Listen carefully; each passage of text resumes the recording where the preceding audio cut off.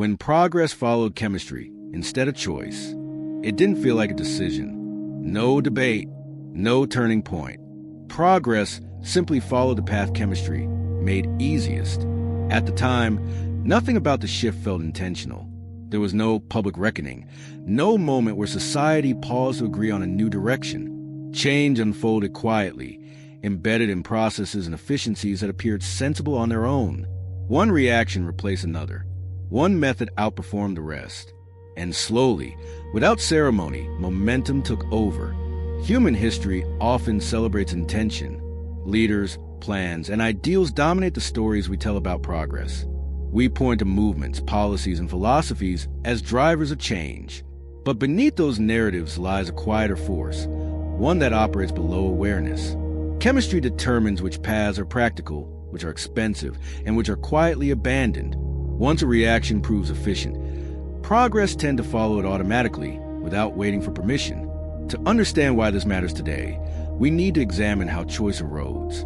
When chemistry offers a faster, cheaper, or more reliable option, alternatives fade, not because they are wrong, but because they are harder to maintain. Systems reorganize around what works best at the molecular level. Investment follows efficiency. Infrastructure aligns with predictability. Over time, what was once an option becomes the only viable route. At first, this alignment feels rational. Chemistry reduces waste, increases yield, improves consistency. Decisions appear optimized rather than imposed. Progress feels natural, even inevitable, as if it were simply revealing the best possible version of itself. Questioning that momentum feels unnecessary when outcomes improve. But chemistry does not evaluate values. It evaluates conditions. When progress follows chemistry alone, priorities shift quietly. Efficiency replaces intention. Scale replaces reflection. What can be done becomes more important than what should be done. The reaction works, so it is repeated. Repetition becomes standard. Standard becomes structure. This is where the story truly begins, with progress that no longer waits for choice. A world where chemistry leads and society follows, often without realizing when a handover occurred. As chemistry set the path of least resistance, systems aligned automatically. Capital flowed toward reactions that scaled easily. Infrastructure followed molecular convenience rather than human vision. Alternatives that required patience, restraint, or complexity were sidelined, not rejected outright, simply neglected until they faded. At first, this produced remarkable growth. Productivity surged. Access expanded. Costs dropped. Chemistry rewarded those who moved fastest. And speed became synonymous with success. Progress accelerated because friction was removed, and friction was rebranded as inefficiency. But removing friction also removes pause. Decisions that once required deliberation became automatic. If chemistry made something possible, it was assumed desirable. If a reaction improved output, it was adopted. Little space remained for asking whether the outcome aligned with broader goals. The chemistry worked, so the question felt settled. This is where early tension emerged. The path chemistry favored was not always a path that served long-term human needs. Reactions optimized for output ignored external effects. Byproducts accumulated quietly. Side reactions spread into environments, and systems never designed to handle them. Chemistry moved forward without the ability or the mandate to look back. People noticed consequences only after systems had already committed. Infrastructure had been built. Habits had formed.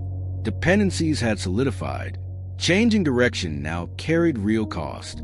The chemistry was embedded, and alternatives felt impractical by comparison. Choice had narrowed, not through prohibition, but through momentum. This shift was subtle precisely because no one explicitly chose it. Progress followed chemistry by default. Responsibility dissolved into process.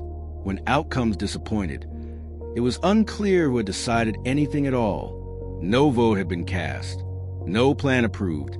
The system had simply followed what worked best at the molecular level. Chemistry had not replaced choice. It had bypassed it. And once bypassed, reclaiming agency became increasingly difficult. The conflict intensified as chemistry-led progress collided with human values. Systems optimized for efficiency began producing outcomes that felt misaligned with social goals. Growth arrived with trade-offs no one remembered agreeing to. Convenience reshaped behavior. Scale reshaped priorities. What was easy became normal. Scientists and planners traced these patterns back to reaction pathways. Chemistry had favored certain outputs while sidelining others. What was efficient in isolation became dominant everywhere.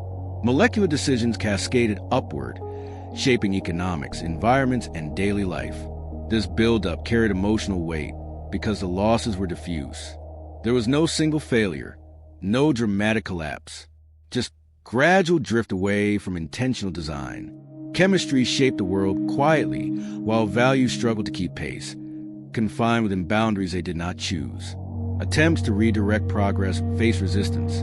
Alternatives were slower, less efficient, more expensive. The cost of choosing differently had grown with every year of chemical optimization. Systems defended their own momentum. This was the emotional peak.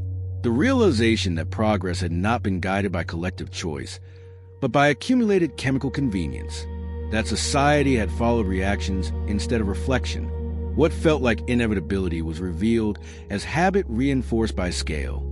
Chemistry was never meant to decide values, but when it leads unchecked, it quietly sets boundaries that values must operate within. Ethics adapt to feasibility. Vision bends infrastructure. Choice becomes theoretical. The conflict now centered on agency, whether humanity could step back on the path chemistry laid out, or whether momentum had already replaced deliberation entirely. The climax arrives with a sobering realization. Progress did not abandon choice. Choice was simply never invited into the process.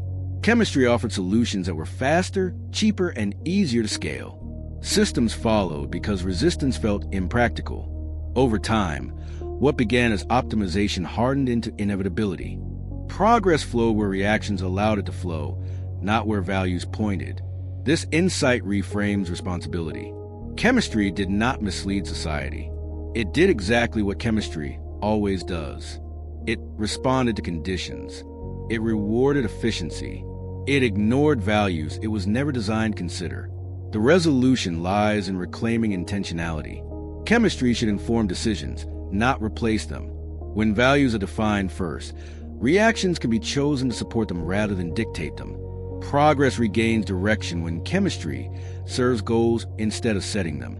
Modern progress now faces a choice of its own.